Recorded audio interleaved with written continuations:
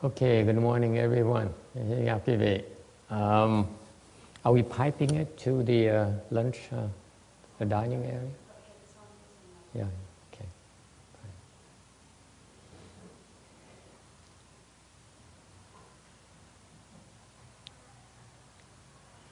Okay.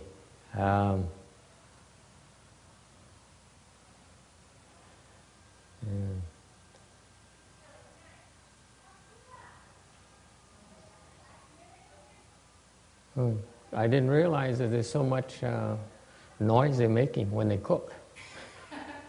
It's like they're arguing from morning since they got here.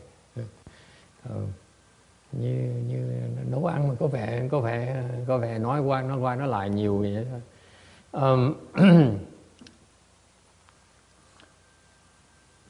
Today I like to talk to you about what I learned when I was younger in Vietnam. And this is a contrast to what is how this is point out to you how times have changed. Hôm nay thầy muốn nói cho quý vị kể câu chuyện về cái xứ xa xôi thời xưa của bên Việt Nam của thầy, cho quý vị thấy là cái thời thế nó thay đổi nhiều lắm. When I was growing up in Vietnam, long time ago. Hồi trước mà thầy đang trưởng thành ở bên Việt Nam đó. I was fascinated by this story. It stuck in my mind for such a long time. Thầy nghe câu chuyện này mà muốn nhớ hoài, nhớ tới không bao giờ quên được hết. And I wonder if I want to share it with you today, because I wonder if other people might have heard it, maybe different generation, different cultures, so to get what you think about it. Thầy muốn kể lại câu chuyện này coi thử những cái vị mà cái thế hệ khác của thầy đó có nghe chưa, hay là cái vị mà cái văn hóa khác, chủng tộc khác không biết có cái chuyện tương tự như vậy là không. I was growing up, I was very fascinated by the story of friendship. Thầy nghe câu chuyện về cái tình bạn mà nhớ hoài. And it changed my way and how I look at friends. And it made me so longing so much for my country when I came here. Cái chuyện này mà thành ra thầy mới sống trưởng thành trong cái tinh thần là quý hóa bạn bè. Và khi qua cái xứ này thì bỗng nhiên nó khiến mình nhớ cái xứ mình dễ sợ, tại mình thiếu thốn cái gì đó. Long time ago, there were in a small village, there were two of the best friends. Từ xưa đó có một cái trong cái làng nhỏ đó có một cái can you move this thing a little bit? Hey, Joseph, can you come here please? Come here. Can you move? I know. Can you come here and move this light here a little bit over for Master, because it's blocking Master's view of Chin Xiang. Here, that light here, can you move it over a little bit, please? Very good. That's all I need. Thank you very much. Okay, which school are you going to? Abacus. Okay, happy Abacus.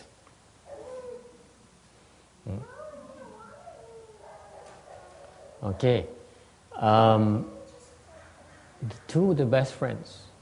One is from a very rich family. He's the only son of the rich family, and one from a most poor and destitute family. They're of the same age, went to the same school, and they became the best of friends. Từ xưa đó, trong cái làng nhỏ đó có một cái cặp bạn của hai người bạn đó rất là thân thiết với nhau. Một người thì gia đình giàu nhất của làng, người kia thì gia đình nghèo nhất của làng, học chung trường với nhau, thành họ bạn rất là thân. And they hang out together a lot. Họ bạn bè rất khăng khít với nhau. And when they graduated from high school, it was of the tradition that you spend like 2 or 3 years preparing for the imperial examination. Okay. Sau khi mà ra học xong rồi đó, thì họ như cái truyền thống đời xưa đó, họ bỏ 2 năm đến 3 năm học học như tử luôn để mà đi thi cái bảng của vua đó. Thi được thì làm quan. Back then, in imperial examination, you are ranked number 2, number 1, number 2, number 3. The top 3 are the best, and they get the best posts of in the court, and that happened to be the best way. The best thing that could happen to you. Become an official. Từ xưa đó thì thi bảng như vậy đó, thì làm quan thì những người đỗ nhất, nhì với ba làm 3 chức vị quan trọng nhất, và làm như vậy là rất vinh quang, rất là giàu có từ xưa. And so the rich friend decided not to do it because he says, I'm not very smart, and I have a lot of responsibility in family. I need to take care of my family assets, my family, my parents, and so on, my wives. Therefore, I don't have time. Plus, I'm not very smart. I don't have time to prepare for the examination. Whereas the poor friend, who had nothing to do, had nothing better, but is a very smart guy, he spent a lot of time preparing for the exam. Thì người bạn giàu thì nói là tôi bận rộn, không có thì giờ mà tôi cũng phải thông minh, thành ra không có sức soạn thi. Còn cái người bạn nghèo đó thì bỏ rất nhiều thời giờ để học, để mà sức soạn thi. But he would, the poor friend would come over his rich friend's house often for a visit. And one day he came over, he says, I've been studying so hard, I'm hungry, I'm tired, and there's no end to this, and I feel like quitting because it is so difficult. There's no guarantee I will make it. I will pass the examination anyway. We're from a very small village. Okay. Thì người bạn nghèo mới tới một bữa ghi tới tham với người bạn giàu của mình, nói là học hành khổ sở quá, vừa nghèo này, vừa khó này, không ai giúp đỡ này, rồi học như vậy, bỏ mấy năm trời học cuộc đời như vậy, khó khăn quá đi, không biết chưa chắc là đổ bảng được, thì muốn bỏ cuộc. So he thought of giving up. His best friend said, no, you're not going to do that. Please don't give up. I want you to work harder and harder and hang in there. I want you to pass the examination because you bring great honor to our village. Thì người bạn giàu nó mới khuyên nó không được bỏ cuộc. Và tôi yêu cầu bạn thân yêu của tôi đó là tiếp tục học mà thi đi, tạm mà đầu được một cái, đem cái vinh dự tới cho cái làng này, rất lớn lao cho cái làng này, cho cái người dân của làng này. So the poor friend came back and he continued to study for another month. He came back following month and said, no, this is it. I can't take it anymore. This is too much suffering. This is too hard. Thì cái bạn nghèo mới học thêm một tháng nữa, là tháng sau tới thăm bạn. Is there any problem with Skype? Anyone to call in yet? Oh, okay. And all the preparations for nothing. Okay. Yeah, that's a problem. You want to give, but no one wants to take. So, no takers. Thì cái người bạn giàu mới nói là bạn nghèo mới nói khổ quá, thôi tôi bỏ cuộc, không được. So the poor friend says, I'm giving up. I can't take this anymore. Too much suffering. So the rich man all of a sudden has a change of face. Cái người bạn giàu bỗng nhiên mặt hầm hầm, đổi mặt ngay lập tức. He says, get out of here. I'm so disappointed at you. You're my best friend, and I thought you are better than this, and yet you have no will, you have no resolve. You only think for yourself. I'm so ashamed to know of you. Get out of here. I renounce your friendship, our friendship. Cái bạn giàu đó mới nổi giận lên, nói là anh làm sao mà tội tệ như vậy?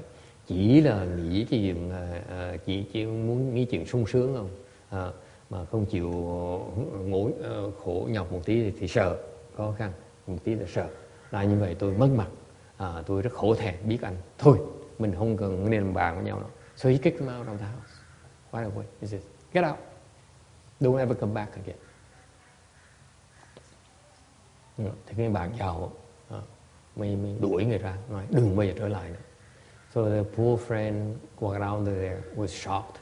He said, so that's what my friend wanted from me in the first place. He only wanted me because of my brains. He wanted me to pass the imperial examination so that he can benefit from me.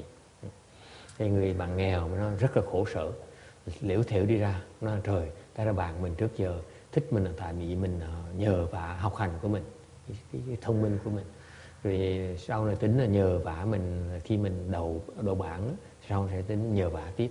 Cái đó bạn bè chỉ là lợi dụng mình thôi. So he said, my rich friend, he may be rich, but he's been taking advantage of me. So he's very sad. He had no more desire to study, không muốn học nữa. Lẻo thẻo đi trong làng, đi lũng quận trong làng. So he's wandering around the village as if he has half-witted, and he didn't do anything for a couple of days. Until one day, he ran to a lady who looked at him right here on the street, stopped her and said, you look like you become an official one of these days. Okay. Thì ông nó buồn quá, ông bạn nghèo buồn quá, đi lẻo thẻo, đi thất tha thất thểu, đi trong làng 2 ngày liên tiếp, không ăn không ngủ, mà như người ăn mày, như khùng vậy đó. Tự nhiên một ngày thứ 2 đó, có một cái người phụ nữ đó chặn ông lại trong cái làng, trên đường, nói nè, ông là có tướng làm quan sau này. Okay. Why aren't you studying? Are you preparing for the imperial examination or not?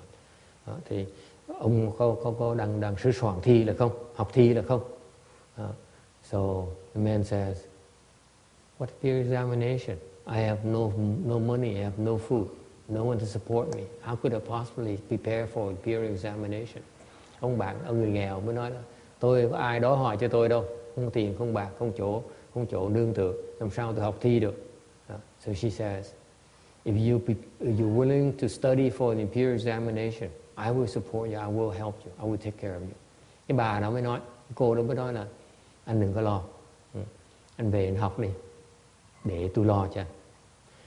So she followed him home, okay, to his home, and took care of everything. She cooked for him, she washed for him, she sewed for him, she got menial works and go and work as a helper in other households to earn a little bit of money to pay for the food and these expenses.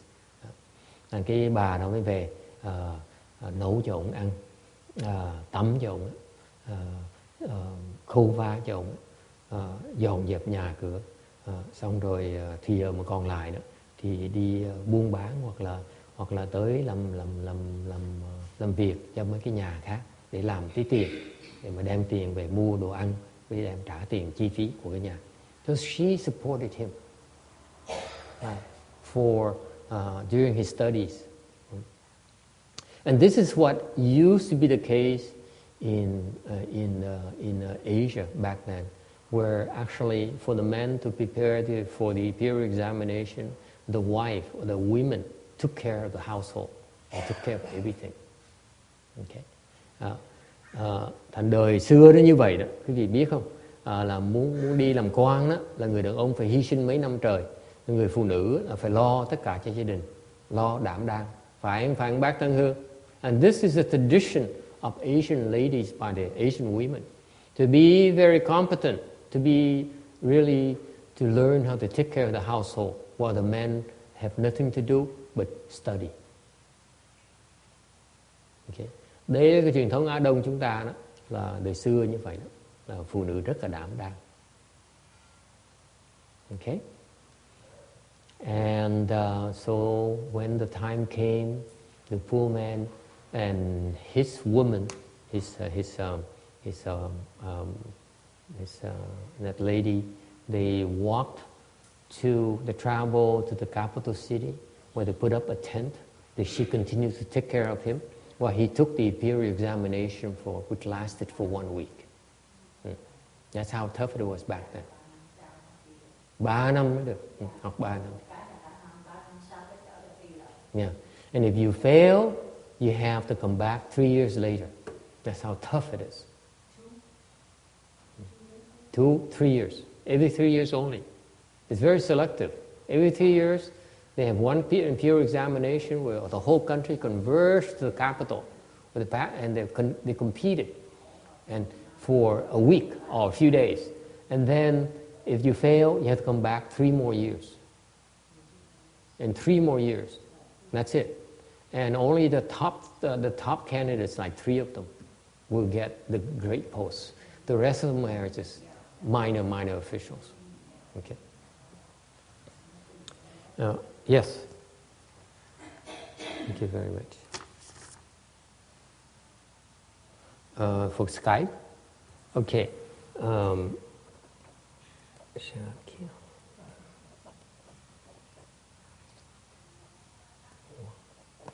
I think that's the one. Okay. Good luck. I hope it doesn't blow up on you. You know, some of those HP machines self-destruct. Oh. Okay. Thành đời xưa nó khó như vậy. 3 năm mới thi một lần. Mình rớt một cái là chết. Mà 3 cái người mà đậu bảng đầu tiên mới là được chức lớn. Còn mấy người kia là toàn chức nhỏ thôi. Chức là lắc nhắc thôi. Không đủ sống. So, he went every day to take the exam, and she would cook and clean and sew for him. Okay? And vent him at home at night when he's sleeping. And she would take a fan and fan him because it's very hot, like today. There's no electric fan. Tới kinh thủ đô đi xa như vậy, đem bới đồ theo, xong rồi tới đó. Rồi bà đó là ban ngày thì nấu ăn, bới đồ ăn đi tới cho ổng ấy. Rồi ban đêm thì lúc mà ông ngủ thì quạt cho ông ngủ cho nó mát, để ông ngủ cho nó yên. So after a week, maybe a few days of imperial examination, it's nerve-wracking. You take the test all day, okay? Thi ở đây thi cả ngày luôn, dễ sợ lắm. And he at the end of the week they corrected his examination, all his work, and then they posted the results. Sau một tuần người ta mới để bác Quang mới để cái kết quả. And guess what? He went there that day. He went there with trepidation, and he was so nervous, a nervous wreck. He looked at the result. He says, "He's number 2." Thì ông này cái ngày đó mà đăng bảng đó thì ông ra coi để thấy được mình được đỗ hạng nhì. Dễ sợ. And all the country, all the contestants, he's ranked number 2.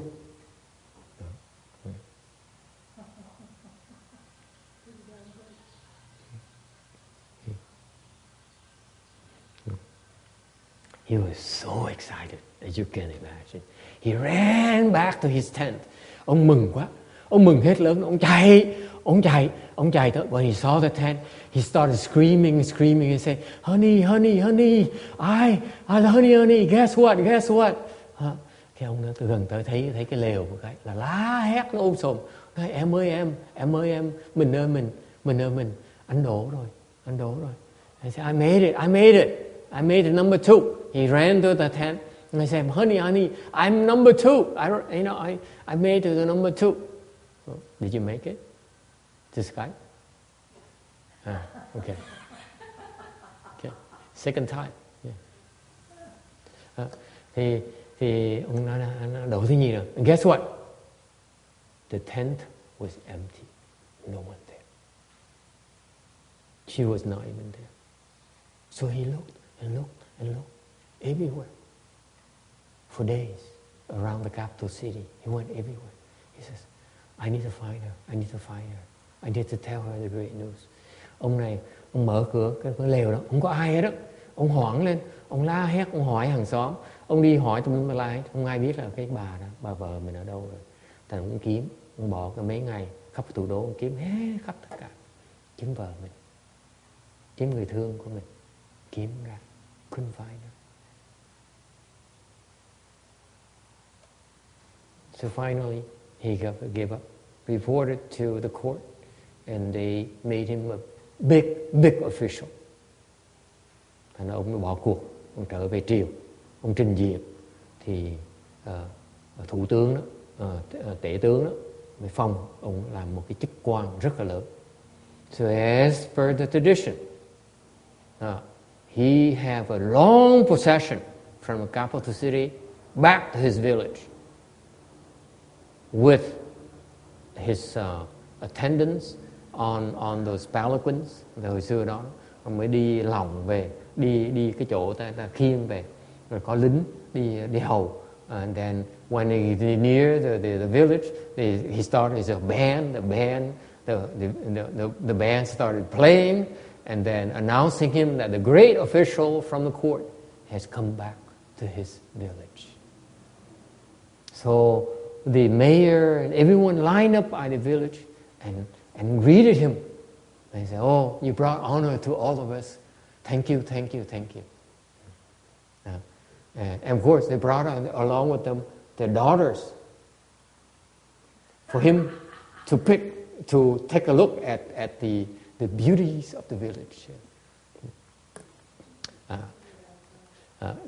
Thì đi một cách đi tới gần tới làng một cái thì có nhạc trống đội trội lên, rồi ông chủ làng đi ra nghinh tiếng, đi ra cả làng đi ra chào đón, nói quan đã về đem lại cái vinh hạnh cho cái làng này. Cũng quý vị biết thời đó, lúc đó là mấy bà mẹ dẫn con gái ra chải tóc rồi mặc áo đẹp thiệt đẹp để cái làng, để mà quan quay thì có ai vừa ý vừa mắt không? You know what the official did? Quý vị biết ông quan làm gì không? He went straight to his rich friend's house. Ông quan lập tức đi thẳng tới nhà bạn giàu của mình. Okay, knock on the door. Came in. Tới nhà, vào gõ cửa xong đi vào nhà bạn. He says, the official said, "Where is he?" Ông quan mới hỏi, nó ở đâu? And guess what? The friend, his rich friend, immediately came out on his knees and walked on his knees to in front of the official. Người bạn lật đật chạy ra, đi lết đầu gối, quỳ đầu gối mà lết tới để mà tới trước mặt ông quan. Hij zei, your highness, welcome back. I'm so happy to see you. Người bạn giàu mới nói là mừng quan trở lại làng. Hạ nhân rất là vinh dự đã gặp lại đại quan. He says, "You still remember me?" The official said, "After the way you treated me." Ông quan mới nói, mới hầm hực nói là, bộ ông còn nhớ tới tôi hả?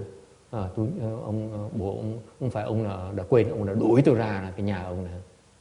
Sao ông còn nhớ tới tôi được? Ông đã từ bỏ tôi rồi.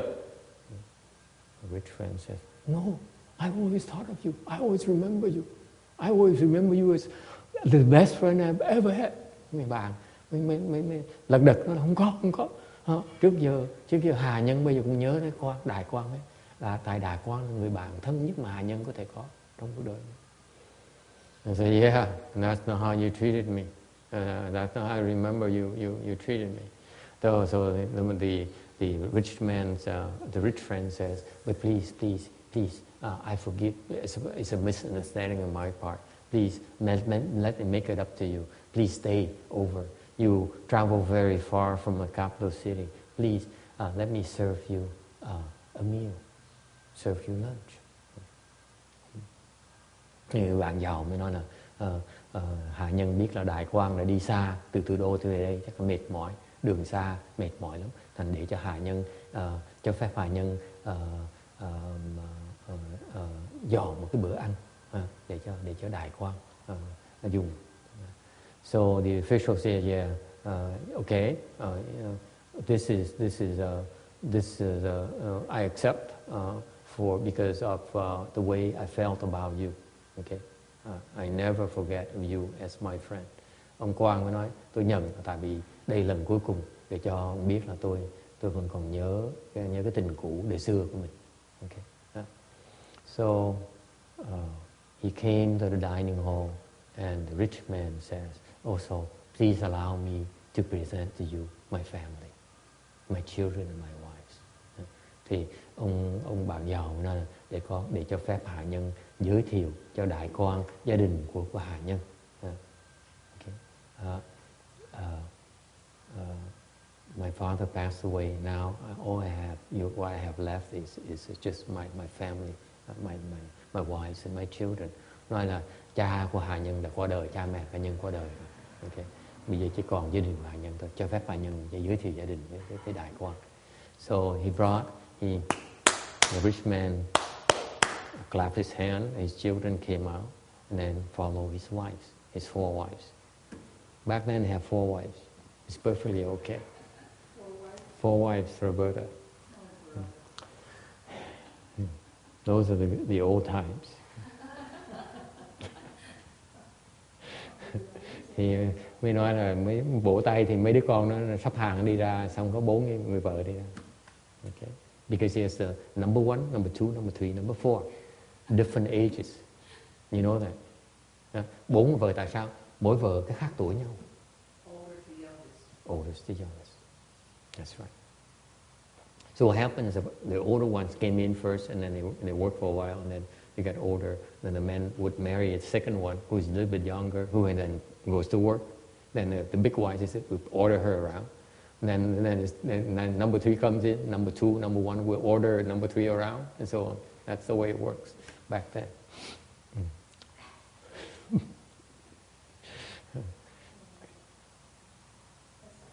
And so they all bow to him, they all pay their respects. And all of a sudden, the official's face changed. Yeah. He says, you. He pointed to voice number 4. He said, you.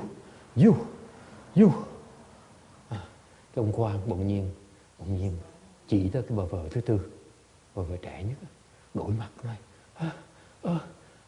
He recognized her as his wife. He says, so the rich friend says, oh, allow me to present to you my 4th wife. Then cái ông bạn giàu mới nói, cho hạ nhân giới thiệu cho đại quan đây người vợ thứ 4, người vợ trẻ của hạ nhân. That's how friends treated each other back then. That's how I remember the culture I came from. Từ đây cái văn hóa Á Châu mà thầy nhớ là cái tình bạn là như vậy. It's not about benefits. Bạn bè không phải là lợi dụng nhau, không phải là vì lợi, you know. And that's what I missed from the old times, where people did it out of kindness, out of caring for each other, instead of out of benefits. Okay, that's what made me miss my country so much when I came here, because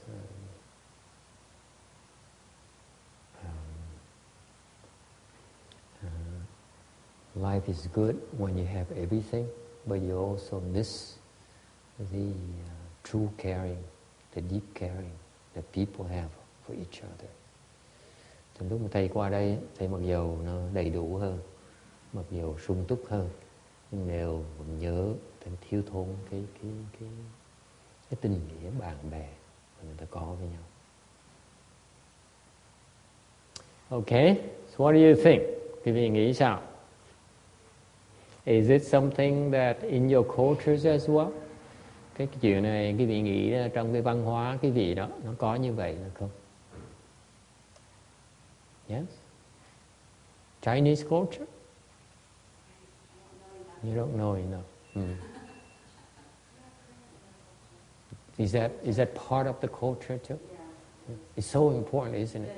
It makes you feel good about what life is about friendship, about caring for each other. Bác Thân Hương sao? Cái thời thế hệ bác nghe câu chuyện này chưa? And this is a true story, she says. In Vietnam, right? Or in China? Việt Nam hay là bên Tàu? I said, this is a Chinese story. Oh gosh, I just stole it from a Chinese. Thầy mới ăn cắp của người Trung Hoa. So, this is part of the Confucian value system, I think. Đây là cái giá trị của Khổng Tử, cái nhà nho.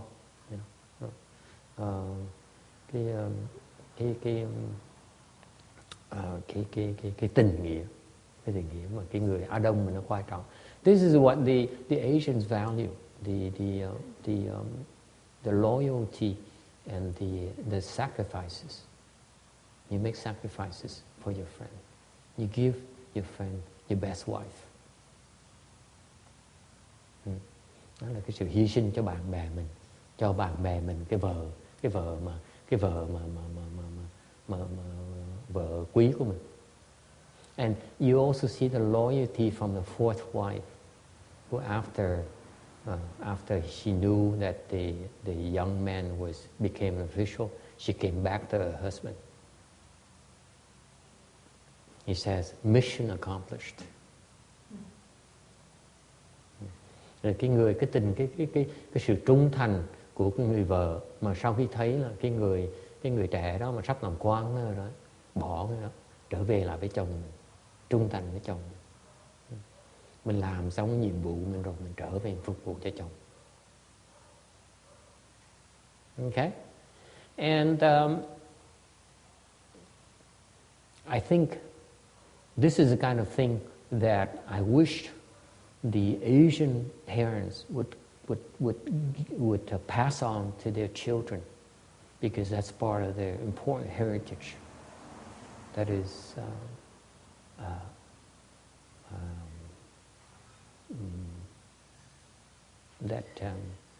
makes it life more pleasant to live if you appreciate those things. Thầy hy vọng những cái người cha mẹ Á Châu đó, Á Đông đó, nên kể những cái chuyện này lại cho con cái, để con cái nó nghe, để nó biết cái giá trị của cái người Á Đông mình, cái hay, nó hiểu được thấy được cái hay đó, thì nó có một cái tư tưởng khác, khiến cuộc đời nó có ý nghĩa, nó có giá trị hơn, sống nó thoải mái hơn. Okay? Any questions or comments? Yes. Ai có ý kiến thắc mắc gì không? Yes.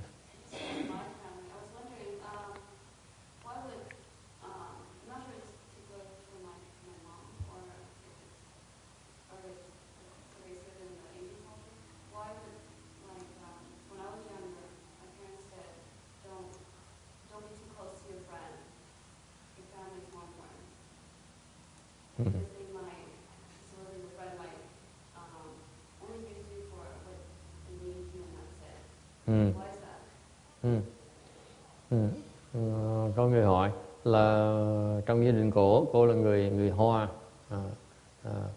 mà cô nói gia đình cô lúc mà cô sanh trưởng lên thì gia đình cô dạy cô là cẩn thận, quan trọng gia đình hơn là bạn bè, tại người bạn bè chỉ lợi dụng mình thôi, người gia đình mới là thiệt sự là quan trọng. What do you think? Quý vị nghĩ sao?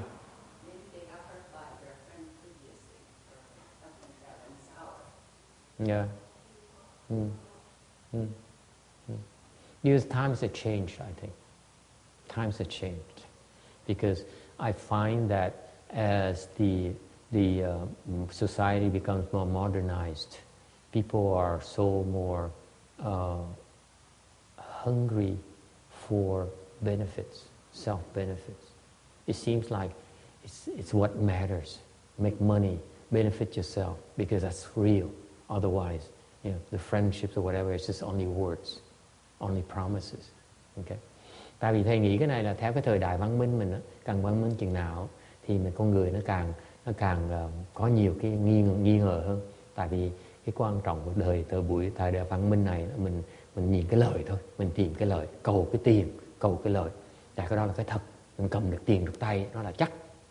Còn cái bạn bè hay là tình nghĩa, hay là ngay tình nghĩa vợ chồng, even I think even between husbands and wives, it's not even real, you know, because now they have prenuptial agreements, that kind of thing. Because what's real is your money in your bank account, okay? Thì mình thấy sự thật ngay bây giờ vậy, thời buổi văn minh này có hợp đồng ấy, lấy nhau có hợp đồng, tại vì cái tiền trong nhà băng là cái sự thật, còn cái tình nghĩa, cái lời nói nó chưa chắc. Đúng. Okay, that's modern times, mind you, I think. Okay. However, it's not always like that. Even in nowadays, đều thầy nghĩ rằng không phải thời buổi này là nó hoàn toàn như vậy đâu. I will tell you this. You go to a small town in America, people are different from here in Rosemead. Quý vị biết không? Thầy tin rằng nếu quý vị mà về một cái làng nhỏ nhỏ, cái xứ Mỹ này đó, thì con người nó sẽ khác. Cái chỗ mà thành phố cái thành phố mà lớn như vậy đó, cái tinh thần, cái tâm tình con người nó khác, nó xô bồ quá đấy. In the big cities where life is so much stress, so the pace of life is so fast, and you don't know, it's so many transients. You don't know who to trust. Okay, I feel that in the smaller cities or towns in the U.S., even like in the remote areas of the country, you still find people who are very, very decent. They really care for their neighbors. Okay, they really care for their families. Okay, thì nếu quý vị về ngay cái xứ Mỹ này, quý vị về mấy cái thành phố nhỏ nhỏ, cái làng nhỏ nhỏ ở đó, thì thầy tin quý vị gặp rất nhiều người nó rất là tử tế, rất là đàng hoàng. Người ta có đạo đức lắm, ta lo giúp đỡ cho bạn bè mình, cho láng giềng mình, ta thương yêu gia đình của họ. They really are very decent in smaller towns. Okay, I think there's a mistrust right now because of the prevalence of people who are not being truthful in the big cities. Cái thành phố lớn đó, khó mà tin tưởng người khác, tại vì ai cũng hay lừa gạt nhau nhiều quá đấy. And therefore you lack the trust in each other. And that's very sad to me. It feels like your life is so artificial, so superficial, because everything is so temporary, including the person you love. Okay. Thành ra trong thành phố lớn này mình sống mà mình thấy thiếu cái tin tưởng, thiếu cái sự thân thiết với nhau, tại vì mình không thể tin tưởng người ta lâu, ngay cái người thân nhất của mình, cái người gia đình mình cũng khó tin tưởng. So let me tell you, I would modify what your parents told you. What they said is true in the sense that when you go to the big cities, yes, it's true, and you trust your families more. But let me tell you though, my personal experience has been that even your own siblings, you can't trust them. Because what it boils down to is that in this modern society, there is so much emphasis on serving yourself and pursuing what you feel is right for yourself at the expense of everyone else, including your own family. That's the way it is. Yes? Somehow it's really sad to see that in this society people are all about me, myself, and I. Yes. Instead of, They can't give. Yeah, they can't give. There's so much between. It's always a battle between you and others. This is what the Vajra Sutra says. I, self, and others. Precisely. Okay. It's polarized. So polarized. Tại cái này, quý vị biết không? Cái này trong xã hội này, nhất cái xã hội văn minh mình thấy rõ ràng trong Kim Cang nó giảng đó là ngã với tha. Mình rõ ràng mình phân biệt giữa mình với người khác. Mình không thể nào chung chà cái đó được. There's so much differentiation now. It's so polarized between you and others. It is so sad to see that. It is. Yeah. And it's always the fact that that you always people are so obsessed with imposing their right on others. That's why there's so much fighting, there's so much argument, there's so much disagreement, there's so much mistrust, because people are trying to impose their will on others. Thành ra xã hội mới này nó khó, rất khó khăn là tại vì cái người xã hội đời này đó, người ta quá quan tâm về cái chuyện là muốn mình đúng, muốn chứng minh mình đúng, muốn làm người khác, khiến người khác làm theo ý mình. And to me, it's a sign of immaturity. Cái đó là một cái sự thiếu sáng suốt. I think we are all better off. Society is better off when we learn to accept each other for who we are. Cái xã hội này nó dễ, nó sống nó thoải mái hơn nếu mình có thể chấp nhận người khác. We have to learn to accept that they disagree with us. Mình phải chấp nhận là người khác là không giống mình. We must learn, we must accept the fact that they will disagree with us, and it's not, we don't have to see eye to eye. And that's what makes life interesting to me, is that people can have differing opinions, and we have to learn to respect that. Okay, learn to agree to disagree. Mình phải tập chấp nhận cái sự khác biệt với nhau, nhất người ta khác cái chủ trương, khác lập trường, mới biết chấp nhận cái chuyện đó. Thì như vậy cuộc sống nó thoải mái hơn, nó hiền hòa hơn. Okay, there's no need to impose our will, our views on others. Mình không cần phải ép người ta theo cái ý mình. Okay, I think that's a nature of the self, the ego being too big, that you are so important, you're so right, that you impose yourself on others, and you lack sufficient respect for others. Your ego is way too big, and you're very unhappy because of that. The ego is that big. No one can live with you. No one. I assure you of that. Quý vị biết không? Cái ngã nó lớn quá đó. Mình cứ đòi lấn người ta, mình cứ đòi đè người ta làm theo ý mình. Như vậy là ngoài cái ngã lớn, mình còn thiếu cái sự kính trọng của người khác nữa. Thì như vậy khó mà sống chung với người khác, bất cứ ai đó. Sống như vậy cực khổ lắm, sống thì thiếu hạnh phúc như sợ. You cannot live with others. Your ego is way too big. Okay? Now, going back to your advice on your family is for real. Again, your generation maybe, but at times especially I see a lot of cases in this country. It's been changing right now. You can't even trust your own family anymore. You know, and it's a very lonely world when you think about it. You can only trust yourself on your bank account. You agree with that or not, Roberta? I agree. Boy, you have such a... You've seen it all, haven't you? And I think. It's sad. So what do you do? What do you do? Okay, that's the way it is. What do you do? Bây giờ làm sao bây giờ? Mình làm gì bây giờ? Do we cry? You cry a little bit. Okay. What else? What can you do? Your children. This is going to affect your children tremendously. What are you going to do if they come to you like that? You have to prepare them, right? Mình phải dạy con cái mình chứ, đúng không? You know it's going to get, people become more polarized, okay, so self-absorbed, so arrogant. What are you going to do? Làm sao bây giờ? What do you tell your children? What do you tell your students?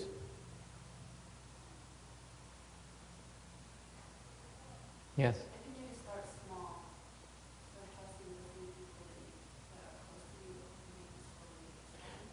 But you speaking from I don't think you're being practical.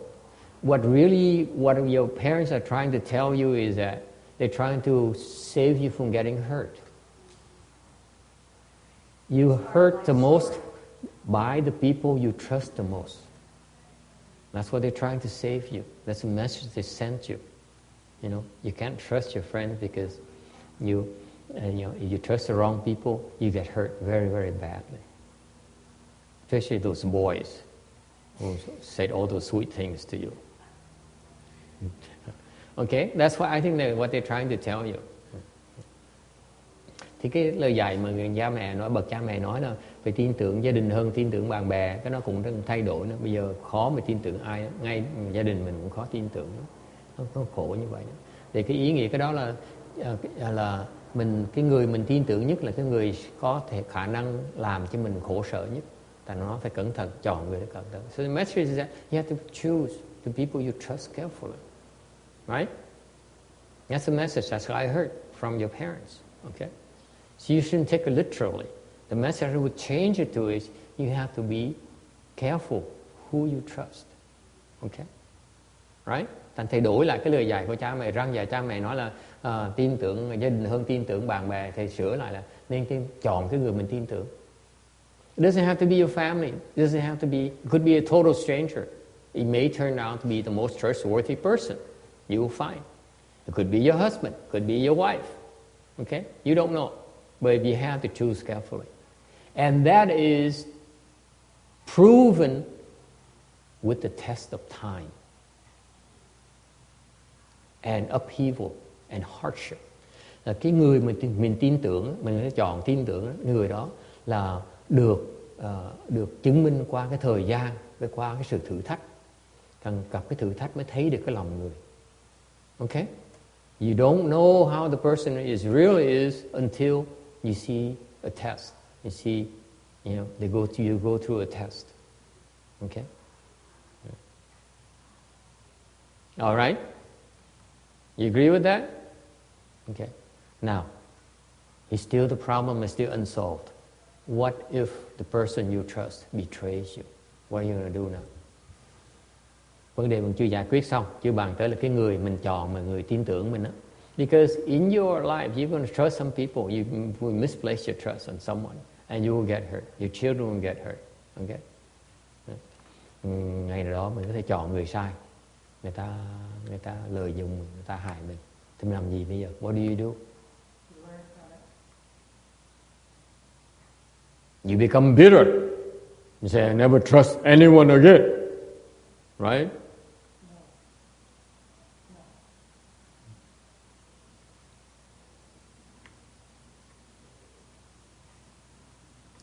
You accept your own mistakes. We all make mistakes. Ai cũng có thể có sơ sót. Thì mình chấp nhận cái sự sơ sót của mình. And you learn from it. That's all. You don't become bitter. First of all, you do not become bitter. You don't blame the other person. Thứ nhất, mình chấp nhận là mình có cái sơ sót. Mình không trách người khác. Mình chấp nhận là mình có cái lỗi lầm của mình. It's our mistake, not the other person's. There's no sense in being bitter or blaming someone else. Mình sai, rồi mình đừng có trách người khác. Mình tự trách mình. Okay? And you learn from it. That's all. You learn not to trust such people again. Okay? And it takes a while to recover, but it makes you a better person, I believe. Thì mình chấp nhận cái chuyện đó. Mình nhiều khi cần thời gian mình mới có thể hồi phục lại được. Nhưng nếu sau khi quý vị hồi phục đó, quý vị sẽ thành một người hay hơn, người tốt hơn. I believe you improve on it. You become a better person, a smarter and wiser person. That's all. It's nothing. No need to get bitter or be gun shy. Thành ra không cần phải cay đắng, không cần phải sợ sệt, không dám tin tưởng ai nữa. That's immaturity, if you like that. Okay? You move on. You learn to deal with it. Like my lawyer says. Như ông luật sư thầy nói. You learn to deal with it. That's all. Mình tập biết cách đối phó, học cách đối phó đó thôi. Okay? That's part of growing up. That's part of life. Cuộc đời nó như vậy đó. Okay. I feel that no matter what, no matter if you cannot find a friend, or find a good friend, or find a friend who ends up betraying you, thì đối với thầy á, hoặc là quý vị có thể tìm được một người bạn mà người mình có thể tin tưởng được, hoặc quý vị không tìm được người nào tin tưởng, hoặc quý vị xui xẻo gặp tin tưởng một người mà cuối cùng người ta hại mình, ta lừa gạt mình. Okay, no matter what, learn from it. Okay, and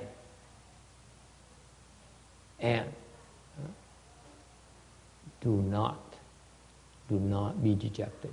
Okay, you look at it as a learning experience and to help you become more virtuous, become better as a person.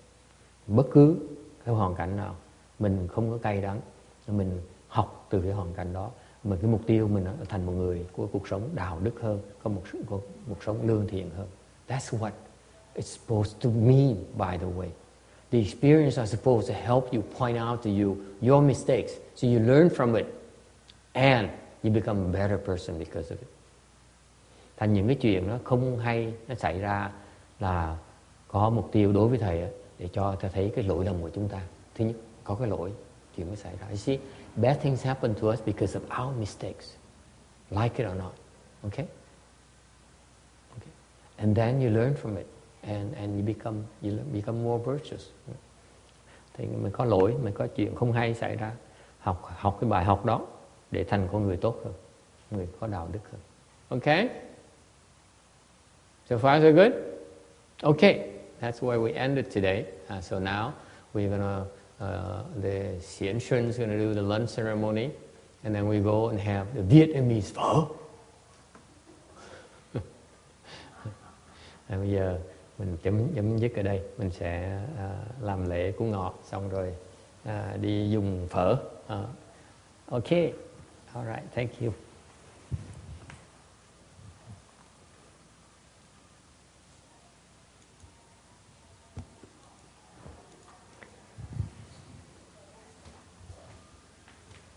Yeah, I'm going to turn it off. Yeah, thank you.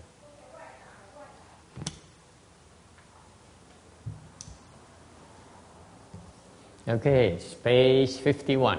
We, right here, we do the transfer.